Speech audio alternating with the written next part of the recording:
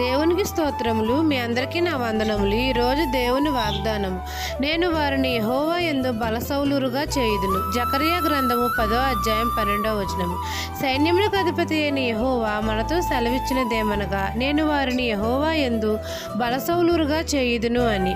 మనం అందరము మన తండ్రి అయిన యెహోవాను ఆశ్రయించినప్పుడు మన తండ్రి మనకు రక్షణ కలుగజేసి మనకు తోడై ఉంటాడు. మన తండ్రి మన పక్షమును యుద్ధం చేస్తాడు కాబట్టి మన శత్రువులను త్రొక్కు పరాక్రమ సౌలురుగా మనల్ని చేస్తాడు. మన ప్రభువు మనల్ని ఏలవేసి పిలిచి మనల్ని అందరినీ సమకూర్చుతున్నాడు. మన యందు యెహోవా ఉన్నందున మనం అందరము బలసౌలురుగా ఉంటాము. శత్రువు బలవంతుడి మీద మనకు అధికారం కలగజేశాడు. మనం అందరము శత్రువు తల చితక త్రొక్కి గొప్ప ఘన విజయమును పొందుతాము. దేవుడిచ్చి బలశౌర్యమును బట్టి మనం అందరం హృదయపూర్వకంగా ఆనందించాలి, ఉల్లసించాలి.